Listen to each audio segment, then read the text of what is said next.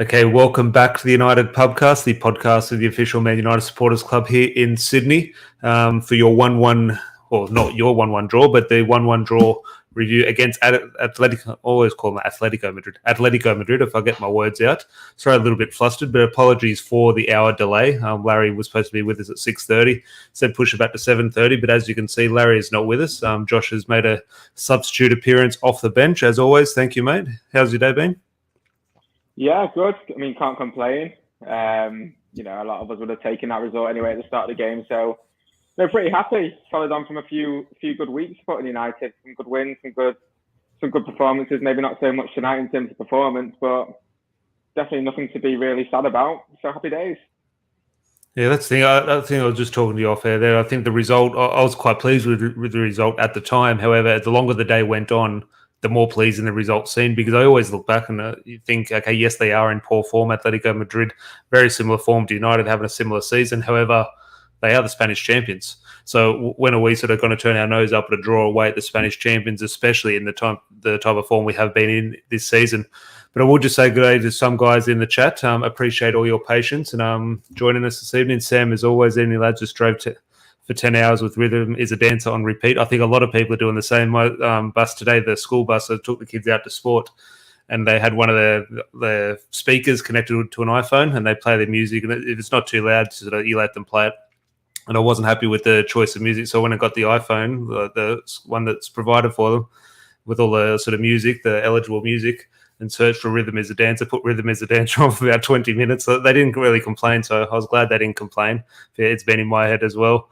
Mate, always good to see you, mate. Vin, good to see you, mate. Always. Dion, good day. Indica, good day, mate. George as well. Good afternoon, guys. Rhythm is a Dancer. I think it's hooked on everyone. Evening, lads, to Rob as well. Good to see you. Obviously, he'll be on It's a Football Thing a little bit later, so make sure you go and subscribe to them. They hit 500 subscribers, so congratulations to It's a Football Thing. So they start in about an hour's time. We'll be done in plenty of time, so everyone can go over there. George, as always, good to see you. Matt and Mike, as always, a pleasure.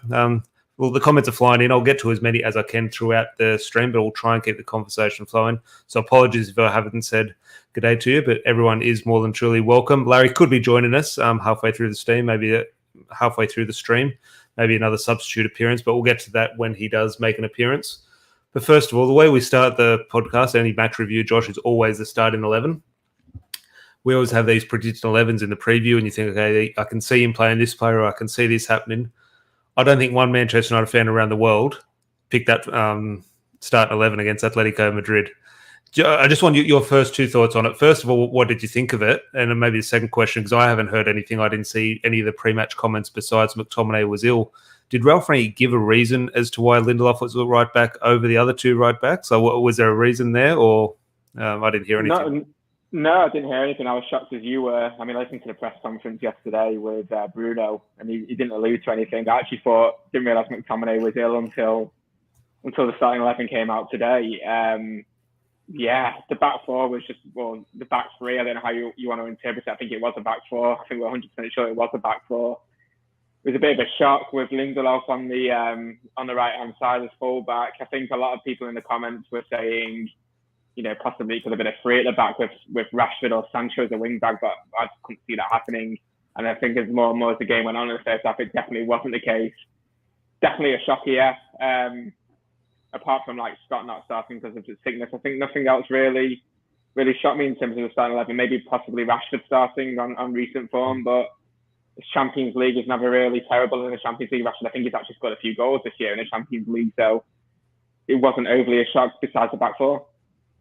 That was the thing in terms of, you mentioned that back four. I think whenever these morning games in Australia, you set the alarm, and I got up at 6:30 and I've sort of scrolled through the phone and I'm reading all the players. I'm thinking, okay, Lindelof, Varane and Maguire. Okay, it's got to be three at the back. I'm thinking, okay, where are the fullbacks here? I can't see any of the Delo or Wan-Bissaka. So I'm thinking, okay, if it's going to be three at the back, because it just didn't contemplate in my mind that Lindelof could be at right back.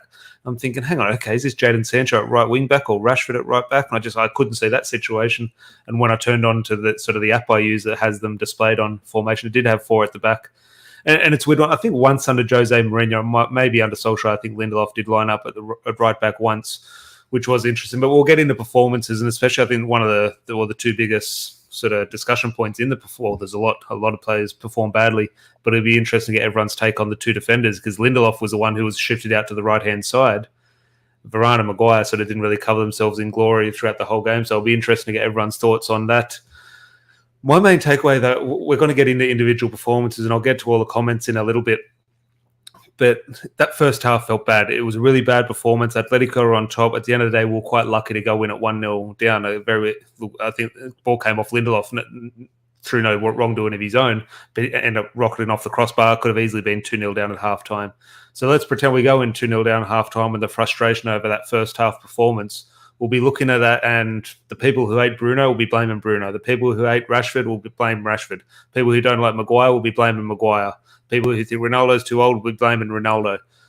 For me, no one was to blame in that first half other than the collective. It was a whole team. It was a whole team thing, and it wasn't so much United being bad, which they were. What I saw was a top manager at Atletico Madrid and a manager who has been given the resources, the time, and the structure behind him to build a team in his image and do what he wants to do. And you could see that with Atletico Madrid. They were just a well-oiled machine, and just everything they did was just to the letter. They were just drilled perfectly. And that's what comes where I've seen Manchester United now with great individuals, but we had 6-7 managers or 5 or 6 managers in a short space of time. Diego Simeone's been at Atletico Madrid that whole time and just drilling players, structure. And it looked to me just a world-class manager with his team against a team of individuals.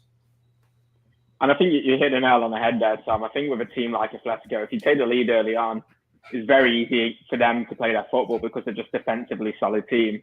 Kind of reminds me of playing someone on FIFA that's just really good and scores early. Not so much attacking-wise, but they score that early goal in the first 5 minutes, and then you just know they're playing it around the back, just passing it around the back. You're not getting a sniff in. I don't know about you, but that pitch as well seemed absolutely massive. It sort of had like a Wembley feel to it.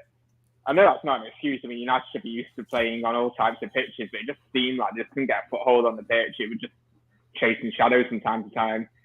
And as you alluded to before, you know, when you're defensively sound and you have a defensively sound manager, it's so hard to break down. And the only reason we broke them down in the end was through a mistake and a lapse in concentration. It wasn't through any attacking prowess. Yeah, no, definitely. I'll just come to a few of the comments here. There's a few of people talking about Antonio Conte, which we might get to at the end. Be interesting because I know there's a few people who don't like Conte in here and a few people who do. But yeah, Tottenham, that's a discussion for another day. But I've just seen one here from Matt, which I'll come into, obviously featuring the 3-2-1s. Has Elanga got a future now at the club? Definitely, he's in my thinking now. We'll get into Elanga's form, but I was over the moon for him to score a goal, and especially a big goal in the way that he did. Indica here saying Elanga over Rashford from now on as well. Fair play. He tried something that didn't come off and he changed it. We'll get into the substitutions in a little bit by Ralph Rangnick, and we can sit here and maybe criticise, well, he shouldn't be in the place to make those substitutions if he got the selection right in the first place. But ultimately, it's very easy to pick a team in hindsight after you've seen the performance. But I think, yeah, he did realise it wasn't working, and we'll get into that triple substitution. I'm sure it worked out very well, but I'm sure a lot of people weren't happy when they saw the substitutions coming onto the pitch. We'll get into that in a little bit. Matt here saying Pogba was horrible. Yeah, I think Pogba was just Paul Pogba. We've seen him brilliant in the last couple of weeks, and you think, oh, give him the contract. Maybe he should build a team around him. And then suddenly he puts in this performance. And again, in my opinion, I'm not going to blame individuals. I think it was a collective thing. But then when you see that performance by Paul Pogba, you go, oh, okay, maybe we shouldn't jump the gun and give him that contract. He is just what he is over the last 5 or 6 years. George here saying Pogba, Bruno and Rashford were awful, but at least they worked off the ball today. Oh, look, Rashford, I have my doubts in regards to how much he did work, sort of, especially when you do see Anthony Elanga come onto the pitch. But in terms of the Champions League, there are big games and there's no way to hide sort of thing. So I think the players, and Paul Pogba got about the pitch. But yeah, it was an interesting one. He's 33% right, George. I agree with one of them. One of them was all right off the ball. Not sure about first half. Emad here. First half, I didn't know about Bruno was played. Bruno was, look, we'll get into all these. Maybe instead of 3-2-1s, we can sort of rate the 3 worst players because there were some sort of very poor performances across the pitch. But Josh, just your thoughts on Bruno here, because I think Bruno's best performances come when he doesn't impact the game, like he doesn't score or get an assist. But the worst Bruno plays, he seems to impact the game more. Like I didn't think he was good against Leeds, and I thought he ended up being one of the best players on the pitch in regards to his contribution. I thought he was woeful again today. but comes up with a big assist. Now, yes, a little bit of luck in the assist. However, it's the only place he can play the ball. He can't play it wider. He has to take the risk and just try wrong foot the defender. Luckily, it has gone through. But the worse Bruno plays, it almost gives me more confidence that he'll produce something, weirdly. Well, I don't mind the abuse I might get here, but out of the starting 11, I think Bruno is the only player that could be in contention for 3-2-1s. Definitely not the 3, but definitely in contention for like the lower echelons of that. I don't think any other players, of the starting 11. That just go to show, and we'll discuss this anyway, the impact the substitutes would have on the game. Out of the starting 11, and it sort of sums up the first half, really. Just couldn't get a foothold in the game. And the only way we're going to get that foothold and try and create some attacking intent was through changes, albeit the changes were not so much tactical or, well, not to an extent, probably they were tactical, but attacking minded. That just goes to show the impact they had on the game in the end. Well, what do you think? We'll sort of move on to the goal, because the goal happened very early. I think it was 5th or 6th minute, very early goal. And obviously would have been interesting if we did hold up out a bit longer, how that first half did pan out. But the game did change, and Ralph Rangnick spoke about the game plan almost going out the window quite early. Harry Maguire's man, ball goes in, cross, Harry Maguire should be marking him. It's Harry Maguire's fault. For me, Fred maybe should do a little bit better in closing the play down who crosses it. Fred slips, a little bit unfortunate, but maybe should do better, keep his feet. The guy skips past Fred. That's my first issue. Not to really blame Fred, but if we're going to blame Harry Maguire, look at Fred's defending. The guy sort of skips past him to get the cross in. Ultimately, though, Josh, and look, this is not me going into defence of Harry Maguire. What a cross, what a header. Like I just think if that's the other end of the pitch, that's Sancho whipping the ball in or Tellez whipping the ball in for Ronaldo or Cavani. Like, is anyone, the great goal Jadon Sancho crossed the ball for Bruno the other day? Are we talking about where's the lead defenders? No, we're talking great header by Bruno, great cross by Sancho. At the end of the day, yes, Harry Maguire maybe could be better positioned, but if he is better positioned and the cross goes over his head to someone else, we'll be saying Harry Maguire should be deeper. It's just look, we can point fault at Harry Maguire maybe, just in my opinion, great cross, great goal. It was, yeah. I think for me, I was a bit more disappointed in the build-up play. Fred being turned a lot easier than he should be. But it's just summarised Fred's day today. Really, he wasn't great. He wasn't at the races. It definitely wasn't a performance that mirrored the one early in the week against Leeds. Anyway, Maguire, yeah, you could be asking the questions, but in the end, fantastic goal. And if that was Jadon Sancho putting in a cross, as he said, and someone else getting on the end of it, it's a fantastic finish. Can I just say, though, João Felix, that's probably the only time he's been made to look the world-class player that he's meant to be. Yeah. I don't think I've seen many performances from him where he's been quality for Madrid. He's just the type of player, as I said in the preview, in terms of you think of a Griezmann, you think of a Suarez, even João Felix, when he does play, he's the type of player, not that he's good or bad, just that type of footballer that does sort of cause issues for United. And you just look at Larry and I were having a discussion earlier today in terms of who was at fault for that goal or how much fault was Harry Maguire at. And you just think, okay, I think a big thing a lot of people have the frustration with over that is Harry Maguire, big central defender, João Felix, this little diminutive striker, how's he winning a header? And you just go back to the other Champions League games, it sort of springs to mind in that situation where Lionel Messi scores a header over Rio Ferdinand. You just think, is Rio Ferdinand to blame for that, or was it just one of those? And again, but look, just on that Harry Maguire, because a lot of people blaming him for that, and that's seemingly the thing to do. And look, in my opinion, he's not to blame, but it's a valid argument if you do think he is. I've got no issue with it. This, you said Bruno in the 3-2-1s will cause a little bit of controversy. My controversy, I'm not putting Harry Maguire in the 3-2-1s. However, I would say he was better than Rafael Varane today. I think he was the better one out of all the defenders. If you were to include all the starting 11, I think he can probably hold his head up a little bit high, especially that second half performance. I thought he gained a bit more control in the game. Sure, didn't think he did much wrong. Sure, just don't think he was effective at all, really. It was just a game where he didn't really bring anything to it. Usually with Shaw, you can be criticising him defensively, but he'll compensate by, going up top or providing some form of assist to the attackers. Today, he just did absolutely nothing. Then again, neither did Lindelof, really. And it resulted probably in a tactical change that made it a lot better in the second half. Lindelof was a weird one. As I said, I was talking to Larry earlier today, and he thought Lindelof was poor. And look, I'm not saying he was great or anything, but in comparison to the other players, we're into 3-2-1s in a little bit. Considering the circumstances where he had to play out wide or right back, I think tough situation for him. I thought he's fine. And again, not in 3-2-1s or man of the match or anything, but I thought he was dealt a sort of hard hand and he dealt with it quite well. But just in regards to that, we're going here, sort of moving on from the goal before we get to the Anthony Elanga goal and our 3-2-1s. The substitutions, which I think someone brought it up earlier, we slightly mentioned it. Chasing the game away in Europe, obviously frustrations are high amongst the fan base. You look, the camera turns to the substitution board, and there's 3 men standing there for a triple substitution, and it's Matic, Tellez, and Aaron Wan-Bissaka.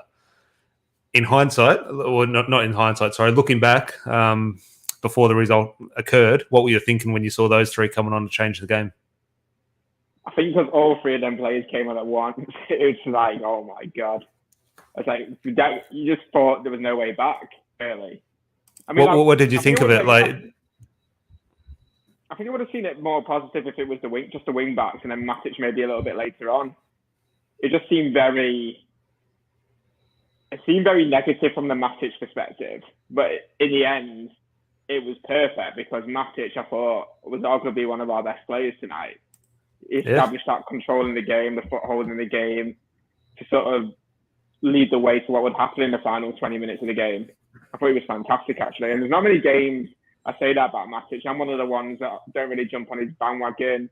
Just as, when you're having the debates with McTominay and Fred, or put Matic in for this game, I don't really see his value as much as other people do.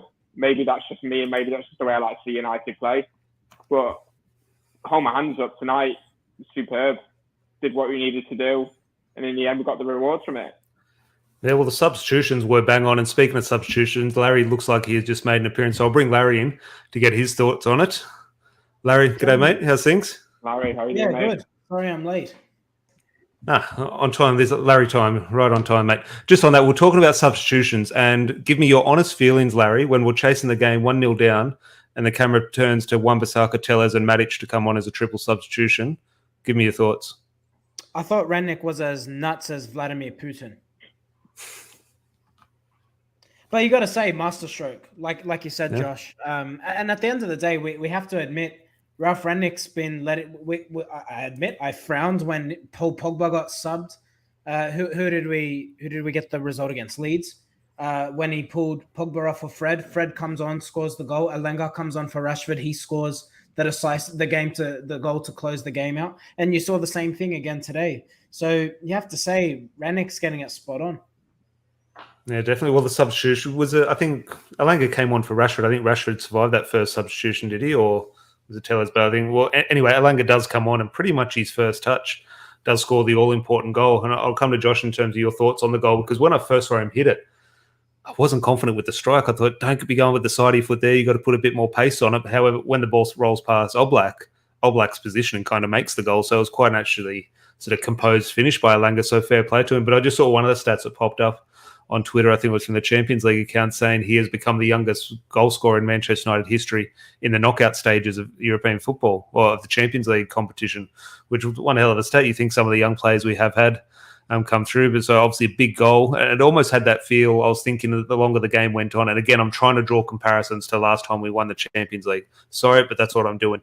It had a real feel for me. I remember when we played away in Lyon in the 07-08 season, where Karim Benzema tore Ferdinand and Vidic apart. Lyon were absolutely killing us, but Carlos Tevez popped up with a late goal away in France. And I had that feel. It was a big goal. Okay, everyone's a little bit frustrated with the draw, but when that ball hit the back of the net, you could tell by the players as well. Like every single player just had that, this is a big goal feel. So just your thoughts firstly on the goal, but also just a little bit more on Elanga. I think out of anyone, you'd want the ball to go to Elanga based on recent form. I mean, he's just scored not the winner against Leeds, but a crucial goal against one of our biggest rivals. He's not just in a run of good form, but that's something where you can really get the confidence going into the next game. And I think Rangnick, a lot of credit's got to go to Rangnick here as well. I think he's managed it really effectively. Came on a few games, had that really good impact, and then he was starting a few games and not really making an impact or scoring. So then he goes back on the bench. And I think that's a good way to manage him and not to burn him out, because when you're not scoring and you're starting, that's when the confidence can go. And it's probably the best position for him now. Yeah, he's probably earned a right to start the weekend against Watford, who were in terrible form after the result last night. But you'd want it to go to him, especially over Ronaldo, because if you think one-on-one there, you think Ronaldo's probably smashing out to keep his legs. Yeah, based on would have been recent form interesting. anyway. Yeah, well, definitely in his form and obviously the situation. And Ronaldo's someone who can deal with pressure.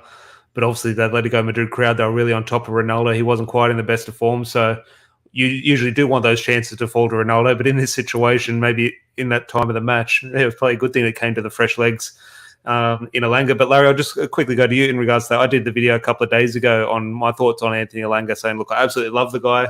Just future-wise, I'm not quite sure. He's, I wouldn't say proved me wrong, but he's making it a hard case for me. I was like, what a goal. What a big moment. I said it was an iconic moment against Leeds. He's trumped that with a big goal. If we go through, we're going to be looking back at this one as a historic moment. Yeah, for sure. I think with ELANGA, it's too early to say where his ceiling is. But if you can remove the emotion and look at the guy's ability, yes, I think the questions are valid around, does he have world-class ability in him? I think, obviously, jury's still out. In saying that, you don't have to be world-class to make it at Manchester United. He could very well be an effective squad player. And you alluded to that in your video. I think it's a matter of wait and see. But look, at the end of the day, if you've got a great attitude, you can see evidence through Fred, who admittedly isn't the most technical footballer. You can have a career at Manchester United. Let's even go back to yesteryear. Park Ji-sung, Darren Fletcher, the list goes on and on. So, you just have to sometimes be able to say, you don't have to always be a world-class talent. ELANGA's attitude is far surpassing those who have superseded him in the side. Marcus Rashford, unbelievable ability. He can't dribble past a person. He's playing under eight to Marcus Rashford. He's just getting his head down and hoping to get past people. That's not football. Anthony ELANGA showed great composure today to score the goal. And ultimately, scoring goals is the hardest thing you can do. So if he knows how to do that, he'll go far. Yeah, no, it was a fantastic moment for him. And Josh will obviously have the Watford preview. Besides Juan Mata being first name on the team sheet against Watford, Anthony ELANGA, I think, has to start this game. It'll be interesting to see what he does with Marcus Rashford. But just one thing before we go on to 3-2-1s, George rings up an early shout for 3-2-1s, and he mentions the referee. Just want your thoughts, Josh, on not the referee was good or bad. Yeah, I thought he was poor. And at the end of the day, it was almost the same for both teams. It was refereed like an old school European match. It was stop, start, stop, start, stop, start. And that sort of played in the hands, I assume, of what I have in my mind of how Atletico like a game to be played. I'm just thinking, how did United deal with it? Because we have this thing at the moment where we're looking at players' reactions to Bruno and Ronaldo throwing their arms about.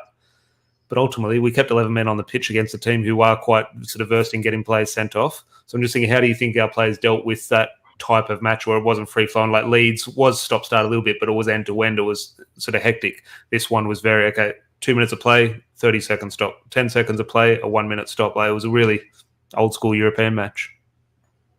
I think they reacted to it really well in the second half anyway, which is when the bulk of the crowd was probably getting on the referee's back. Interesting to get your thoughts, because you obviously made that triple substitution. And I think the commentator alluded to it, saying, do you reckon, Lindelof, is that a tactical change to get another fullback on, or to get a more conventional fullback on, or was it because he was on the booking? I'm not sure, Larry, in terms of Ralph's thinking in regards to that. I think Lindelof's right back played exactly into Atletico Madrid's hands. I think that's Lindelof's worst game this season, and that's not a criticism of him. He's being asked to play a position he was at Bender. Well, Larry is breaking up there. I'll just kick him from the studio and see if he comes back in. Poor substitute appearance. I agree with what you're saying though, Larry. I 100% agree. I think they played well, but I mean, if you're doing a tactical analysis in United, I don't think they expected Lindelof to start on the right-hand side. But then again, they might have expected Wan-Bissaka off the back of that Leeds performance. But the bulk of Atletico's play today came on that right-hand side where, Victor Lindelof was, and they exploited that. Really, really exploited that today. Yeah, it was interesting. Well, Larry, there, saying Lindelof not in the 3-2-1s. I'll just give him one last chance to come back in here because we're going to move into 3-2-1s. It looks like he's frozen again. I'll just kick him from the studio completely. But apologies about that. But Josh is doing a good substitute appearance. But on that, we'll move on to 3-2-1s, and I'll just bring the banner up here and get your comments in regards to this. We'll just start off. It has to be Anthony ELANGA 3 points, surely. Yeah, definitely. He rescues a point and keeps us very much in this tie. Got to remember as well, I mean, this Atletico Madrid had, some core players didn't start today. Griezmann, Carrasco, Suarez. You know, he's getting old, Suarez, but even still, he's probably one of their best players. And you know, they made United still look very, very amateur in large periods of the game. But Elanga to the rescue gets us a point with his first touch of the game. Yeah, definitely. I think it was his first touch. He obviously mentions that in the post-match press conference, and he's very well spoken as well. Good to see Dion here saying Larry's struggling. I see him back in the studio. I'm just going to give him one last chance, see how he goes. And yeah, he's not with us. He's still frozen. So I'm not sure what's happening there. So Larry for no points. But I think a few people saying harsh on Lindelof, ugly saying Lindelof was awesome. George even going 3 for Elanga, 2 for Matic, 1 for Lindelof, given the circumstances, which I agree. Rob is also saying harsh on Lindelof. And I have someone else for 2 points. Josh, I'm not going to go Victor Lindelof. He might maybe scrape a point. Again, given the circumstances, 2 points for me. I don't know how much you change the game, and maybe Elanga's goal changes everything. And if Elanga doesn't score the goal, I wouldn't think of this substitutional performance. For me, Nemanja Matic. I just think, not that I want him playing over there, Fred, or over McTominay, however, in a one-off game, if he's at full fitness and he's on it, I think someone playing that role by themselves, if you got McTominay and Fred playing next to each other, okay, that's better. But if you got one player playing there, let's say behind a Paul Pogba or Bruno, and that wasn't the case when he came on, but one man to sit in the 6, if he's sort of able to, is Nemanja Matic. And I don't know if he changed the game. Maybe he did. Let me know in the comments. But it worked. I have to give him 2 points, in my opinion. Yeah, look, we're on the same page here. I wouldn't have. I can't justify giving any of that starting 11 in the 3-2-1s. I'm sorry to disappoint Maddie and Rob. Lindelof, I don't know what game you were watching, lads. I thought he was given a very difficult responsibility playing on that right-hand side. He did okay, but ultimately the bulk of the play for Atletico came on that side, and I just don't think you can justify giving him any points. I think the only United player that was marginally okay, and I can't even give it him the amount of times he gave the ball away, Bruno, especially in crucial positions. He'd be the only one that may be in for a shout, but it'd be the guys on the bench for me. Matic is definitely a solid 2 points for me. Just in terms of, you know, the stereotypes he got when he came on, a lot of people would have been very disappointed. But ultimately, he did his job well, and his only job was to bring that balance to the midfield, get a foothold of possession where we're not giving it away every 10, 15 seconds.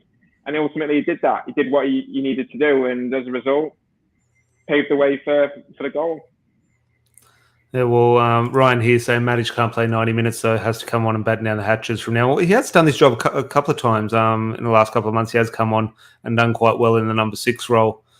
George saying, I've always thought Rashford plays better up front when he has tunnel vision. He goes for, I don't really want to talk about Marcus Rashford at the moment, George. Sorry, just a weird one, especially. But look, you've gone down a similar track to Larry in regards to Victor Lindelof's performance. I'm not going to sit here and say he's worthy of points. However, the reason I probably have him in the points discussion, with a lot of people in the chat also do, so it's different of opinions between the chat and yourself and Larry. I'm just thinking, okay, forget about circumstances, just decent enough job in my opinion. However, okay, if we're not going to give him a point, so we've got Elanga for 2, Elanga for 3, Nemanja Matic for 2. Who else for 1? Okay, you look at the substitutes. Jesse Lingard, no. Alex Tellez was fine, but you're not giving him points. I'm just thinking Elanga's already taken the points. Matic has taken the points. If no one else from the starting 11's getting it, I don't think we can't go back to David De Gea. De Gea wasn't poor, but I definitely wouldn't be giving him points. So, is there anyone else? Or would you be going Luke Shaw? I'm definitely not going Luke Shaw. I'm not going Luke Shaw. He did make a mistake, but he didn't do anything. He didn't have no real impact on the game. Probably what George M was saying, I would have probably gone for Aaron Wan-Bissaka over, definitely over Tellez anyway. I thought he was very positive when he came on. Yeah. It's just one of them games where I just don't think anyone can really hold their heads up high and say, you know what, we did a good job tonight. If anything, I know you mentioned it before, Maguire was much better second half, but we'll get an absolute meltdown in the comments if we give it to Maguire.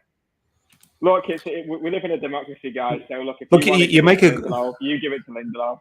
Well, no, there's a few names there, and I'm just thinking now in regards to the Wan-Bissaka substitution. Again, we can talk about circumstances, and he hasn't been playing, but a few people have mentioned him there, and obviously you did bring him up. The game did feel a bit more, and maybe the game was going to play out this way anyway, but it did feel when he was on, it just felt that there was something there. He was involved, and usually with Aaron Wan-Bissaka, okay, we want to get Diego Dalot involved because he can play. But But the way the game panned out, he actually was involved and he was playing as almost a right wing back. So, well, as the guest, as a sort of worthy substitute of Larry, I'll let you flip the coin between Lindelof and Wan-Bissaka for a point. I'll appease the comments. I'm sorry, I can't give it to Lindelof. So it'll be Wan-Bissaka. So it's not Bruno. Everyone's happy. Look, Bruno, in my opinion, is so close because, again, I know he was bad. He was woeful. He got the assist. And again, the assist was a little bit lucky, but it's the only place he can play the ball. He needs to take a risk that the defender's not going to get it, but he can't play it wider because then the chance goes. He has to try and thread it through the eye of the needle. Gets a bit of luck, but you need that at the top level. And as I said, fair play to ELANGA. We'll finish on this one. Ahmad's favourite player. What about a 37-year-old statue up front, Cristiano Ronaldo? Pivotal in the goal. A lot of people don't think that. I think Jadon Sancho pings a hospital ball up to Cristiano Ronaldo on the sideline. Ronaldo he's under a lot of pressure, getting fouled, finds a lovely header into Fred, who Fred does quite well to feed through Bruno, but he plays a pivotal role in the goal, Ronaldo. Ultimately, we need him scoring the goals, but whoever was striker, if Edison Cavani's up front, is that a different performance? Ifs and buts, Tom. Ifs and buts, you don't know. I mean, Cavani, you love him when he has his first game back and then he's just injured, isn't he? I actually can't see it. The longer this plays out, you actually can't see him playing many more games this season for us anyway. This is my thing here. Dion brings it in. How has he taken free kicks? That free kick was Alex Tellez. I was even thinking just bring one matter on just for the free kick, like a special teams unit. But Alex Tellez, I thought, even Bruno, he just knew, unfortunately, it was going to be Ronaldo. And it was just one of those ones, unfortunately. Rob here saying lead up to the goal. It was actually a very good goal. As I said, Jadon Sancho into Ronaldo, who tees it off to Fred, who gets a little bit lucky. It was almost a bad touch by Fred. It ended up working out for him, thankfully. And Bruno finds Anthony ELANGA. Actually, definitely not points. And the 3-2-1s are in, so they're locked away. Fred had a semi-decent game, considering everything. Did you see that interview by Fred? And we'll start to wrap up the podcast now. Look, he's probably one of the most heavily criticised players amongst the fan base, and even on this podcast here, even if we do try and keep it level-headed as much as we can, he came out with that interview and he sort of spoke about, I know I'm not the most technically gifted player. Like in Brazil, they call players like me piano carriers, so the artists can play. And I just thought he talked about this, but he talked about his love for the club. And look, I have no doubts that he has a strong passion for the club, but he loves representing. He always gives his all. But when you hear someone talk like that, where they sort of admit their limitations as a player, I kind of felt bad for all the times I've criticised him. Now, I'm still going to criticise him, have sort of big concerns over his sort of suitability to play for Manchester United. But when that interview came out, I was like, okay, I'll sort of stay away from him for 6 weeks. I'll focus my attention elsewhere. Look, we might not love him, but the players certainly do. Yeah. And his international teammates love him as well. There's something in Fred for him to be playing regularly for Brazil. So look, you're one of the best teams in the world, and he's consistently playing for them. It's kind of got that Fellaini feel for me, because Fellaini's very similar. When he was available for Belgium, he was consistently playing for Belgium. Fellaini, he's limited in what he can do, but he never really had a bad attitude for the club, Fellaini, did he? And it's very. I remember one of the first podcasts Larry and I did, just an audio podcast back at the pub. One of the first ones I did was a team of the decade, 2010 to 2020. And I thought, okay, there's title wins in there, and there's Champions League finals, not victories, but sort of some successful seasons. But a big chunk of that, 2013 onwards, has been disappointment. So a large chunk of that decade was a disappointing one. And I'm just thinking, when we're putting a starting 11 together for the team of the decade, I was thinking there's a very good shout to have Marwan Fellaini in it in terms of that decade. Like in terms of contribution. Unbelievable. Like, I'll tell you what. One of my favorite moments before I came out to Australia, probably that peak 2015 to sort of 2017, watching us at Wembley in the FA Cup. But one of the better ones is I've never done Sunderland away since 2012 on the last day of the season. And that was the time I went afterwards was about 2000. It was Mourinho's first season, and we relegated Sunderland 3-0. And Marwan Fellaini was our captain, and I'd go down. It's probably one of my favourite moments.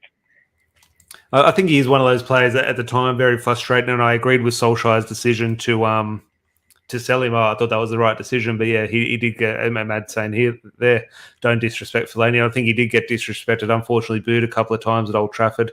But looking back at his time, considering the issues we had and questioning players' commitment, and their desire to play for the club. I think Fellaini always had that. He's someone who gave his all, and we talk about David De Gea. Where would we be without David De Gea? Would be in a relegation zone. I think sometimes you look back at some of the big goals or big moments Marouane Fellaini provided us with and think, hang on, where would we be without Fellaini? Absolutely. Europa League, semi-final, FA Cup semi-final.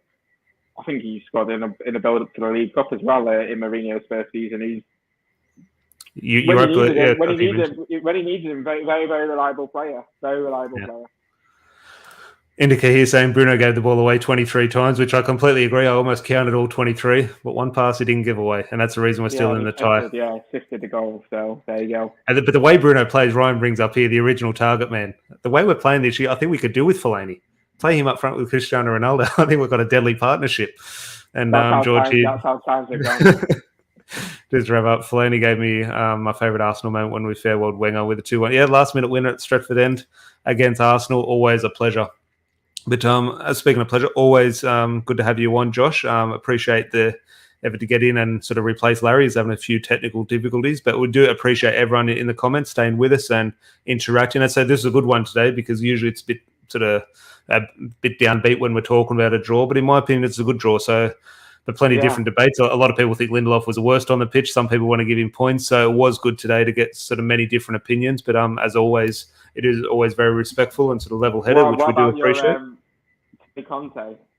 We don't want to let... well, Antonio Conte, yes. But as I said, Rob's just here saying, well in, lads, thank you for the support as always. And Rob will be speaking in 20 minutes on It's a Football Thing. So go and search It's a Football Thing on YouTube because he'll be talking about Antonio Conte. I don't know where to start. Maybe for the Friday night point, it's more of a discussion there, but damning quotes. I saw a good tweet go out about Tottenham saying Tottenham are the only team in world football who can impact the outcome of a title race and a relegation battle in the same week. The way they've gone and sort of blown the title race wide open with that win at the Etihad and then go and lose to Burnley. But the loss at Burnley is not a surprise. So I didn't put tips in or anything, but if you were to tell me today to pick a winner, I would have said maybe more on Burnley. It's not a surprise at all to me. And because it's not a surprise, it just sums them up perfectly. But you go on to Antonio Conte and the way he's come out post-match, I have no doubts, and I'm going to be having this discussion with Rob a little bit later. I'm sure of it. Antonio Conte as a manager, brilliant.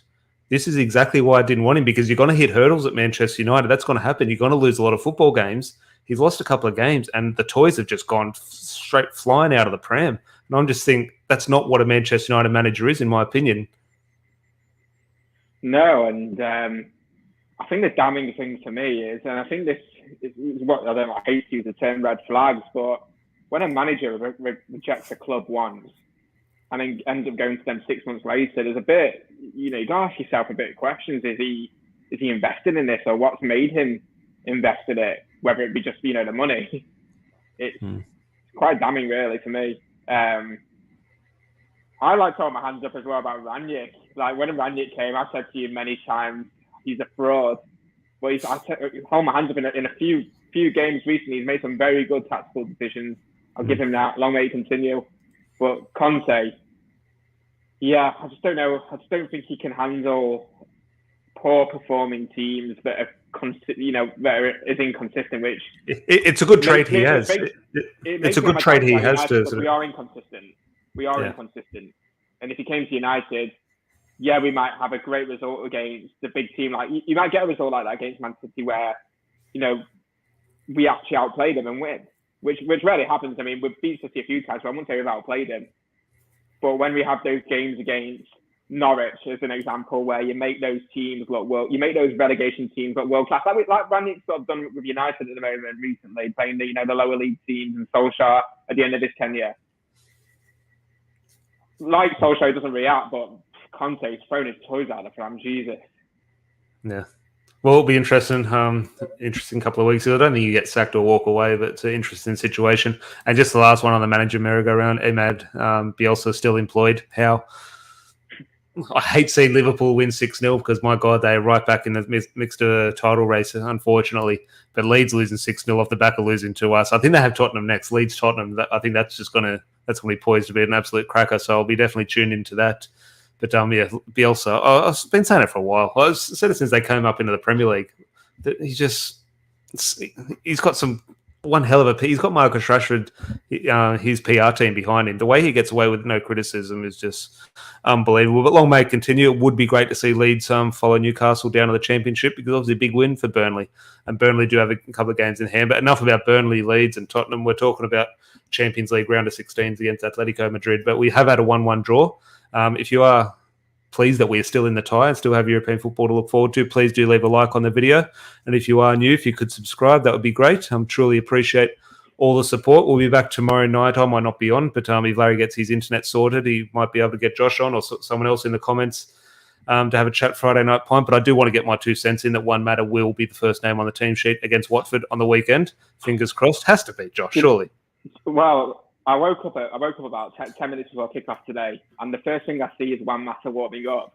Literally get my phone, about to text Larry and say, your Christmas tree's coming down today, mate. And then odds start at 11 and disappointed. I mean, I saw him warming up, and I've got to be a little bit excited. Thinking, you know what? The longer this game goes on, he might actually come on for that set piece. But look, Larry's Christmas tree's going to be up a little bit longer. Be a good bet actually for Larry's Christmas tree to last until next Christmas at this rate. Yeah. Nah, definitely worth a bet. But again, do appreciate everyone in the live chat and all your comments and the interaction. Do truly appreciate it. As I said, please leave a like on the video before you leave, and we'll chat to you tomorrow or after the Watford match. Or I'll definitely chat to you after the Watford match. We'll chat to you then. Cheers.